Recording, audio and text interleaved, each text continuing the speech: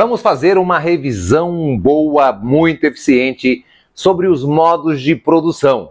Fique aqui, eu sou o professor Marcelo, o seu professor de Geografia. Olá, seja muito bem-vindo, muito bem-vinda ao canal Geografia Irada. Eu sou o professor Marcelo e sim, toda segunda-feira tem vídeo novo aqui para você no canal. Então se inscreva aqui, vamos chegar a 100 mil inscritos. Se você é professor também, marque o nome aqui da sua escola. Se você é aluno, qual é o curso aí que você está estudando, qual é a série, qual é a cidade. Vamos nos conhecer e formar aí, fazer parte dessa família irada. Bora lá, Marcelo, o que é um modo de produção? Um modo de produção é como uma sociedade ela vai se organizar, ela vai produzir e ela vai distribuir os seus bens de consumo e serviços também. Então isso é um modo de produção. O primeiro modo de produção, você sabe que é o modo primitivo. O modo primitivo, então, um homem tinha como grande característica ele não ter uma residência fixa. Então você anota aí no seu esquema, o homem então ele vivia através do nomadismo.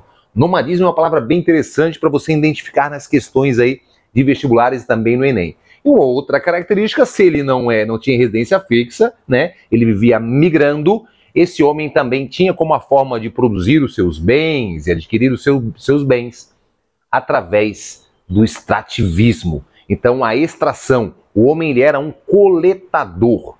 Nesse modo de produção, não tinha o Estado. Nesse modo de produção, uma característica importante também, não tinha divisão de classes. E esse modo ele vai ruir, ele vai vai perder as suas forças quando o homem começa a se fixar. O homem achou um local ali adequado, com grande potencial de obtenção do alimento, o homem se fixa. O homem desenvolve algumas técnicas de produzir alimento e também de criar animais. Surge a agropecuária e o modo primitivo fica para trás. Vem um segundo modo aí de produção, que é o modo asiático. Você vai lembrar do modo asiático de 3 grandes áreas principais, 3 grandes povos vamos destacar nesse modo.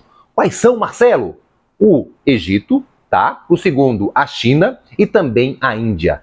A palavra-chave que você vai botar logo abaixo desses povos é comunidades ou sociedades hidráulicas. Sim, os povos, as comunidades surgem às margens dos rios, aproveitando o potencial desse rio para poder assim se desenvolver. Então, a economia baseada na agropecuária, as sociedades eram hidráulicas, principalmente nessas 3 regiões. Surge a divisão de classe, surge o Estado, agora para poder organizar. E claro, nessa relação entre os povos vão surgir os escravos. É nesse modo de produção, no asiático, que surgem os escravos. Então anota aí, os escravos. Nessa relação, nessa conquista, então pessoas vão ser capturadas e transformadas, vão ser escravizadas.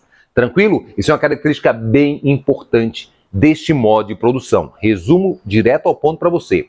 E aí, obviamente, vão surgir outras 2 civilizações, a civilização grega e a civilização romana. Rompe com o modo asiático e aí a escravização vai ser a grande relação, aonde cerca de 80% da população desses povos eram formados por escravos. Então nós temos aí o modo escravista. Lembrou de Grécia, lembrou de Roma. Alguns vestibulares fazem essa sacanagem.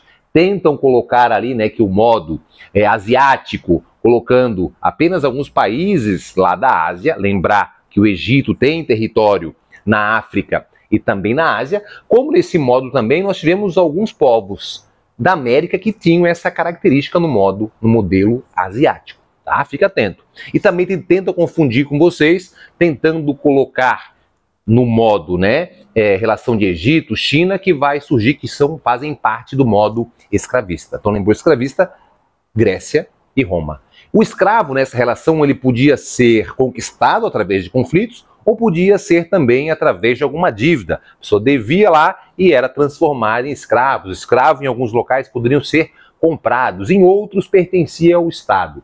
O escravo aqui ele poderia fazer serviços domésticos, trabalhar na agropecuária, trabalhar na mineração. Gladiadores, lembram? Eram escravos também. Então toda essa relação aí presente para a gente entender esse modo de produção. E é nesse modo de produção que vai surgir a propriedade privada. Isso é uma informação muito importante, tu vai anotar aí. Propriedade privada surge nesse modo de produção.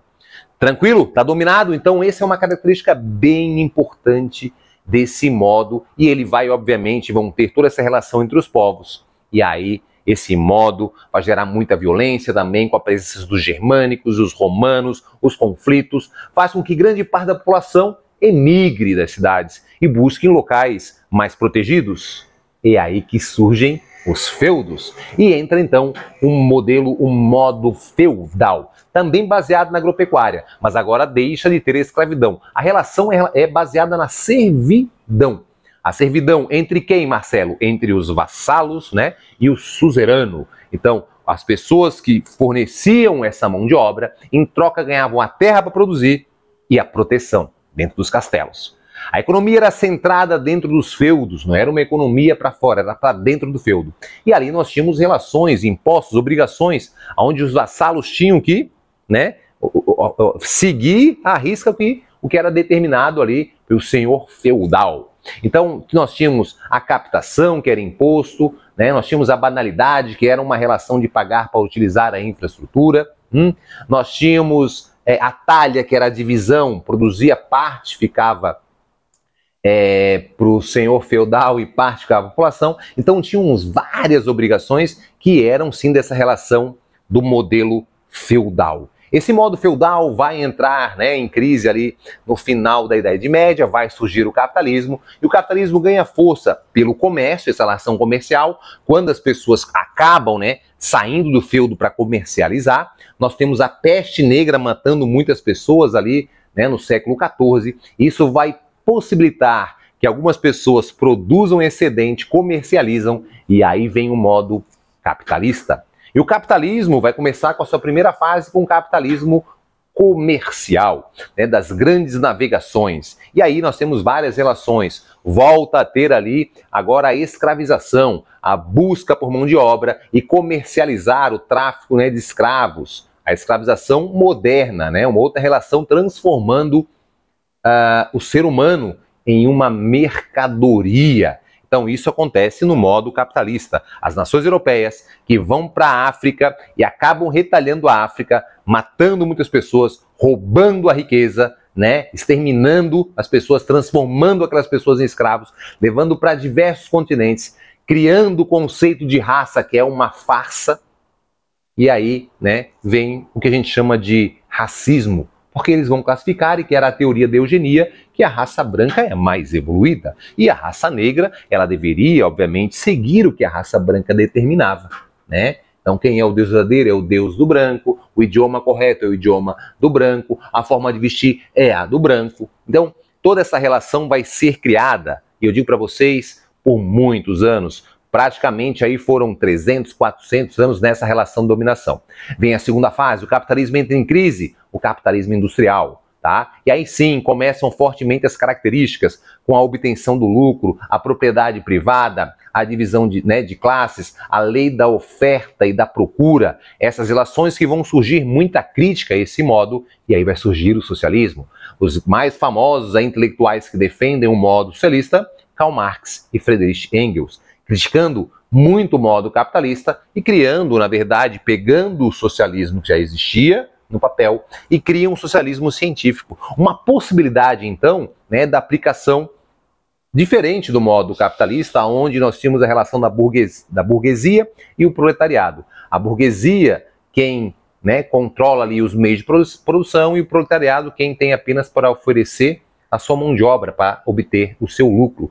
E aí todo o sistema é criado, né, para que as pessoas, o proletariado, ganhem apenas o básico para sobreviver. O acúmulo dessa riqueza fica toda com o burguês. E aí Karl Marx vai então criar a teoria da mais-valia, né, que é, resumindo para você, o trabalho que não é pago, né? Você trabalha, aquilo ali vai gerar um lucro e o lucro fica praticamente todo, né, para o dono do meio de produção. Então, essa mais-valia pode ser absoluta ou relativa. Vou gravar um vídeo aí mais para frente aprofundado para vocês. Será o nosso próximo vídeo falando essas observações do capitalismo. Então, e aí depois o capitalismo se reinventa, vem o capitalismo financeiro e depois se reinventa, nós estamos na quarta fase, o capitalismo informacional. Então, esses são os modos de produção. No socialismo, diferente do capitalismo. Então, a propriedade é estatal, não há divisão de classe, não há lei da oferta e da procura, a economia é planificada. Então, são características marcantes.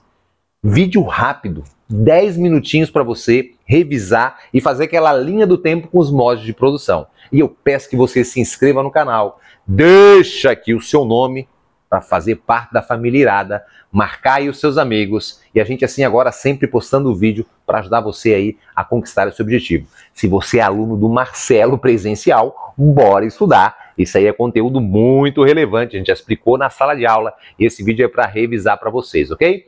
Tamo junto e aí vejo você no nosso próximo vídeo. Até lá!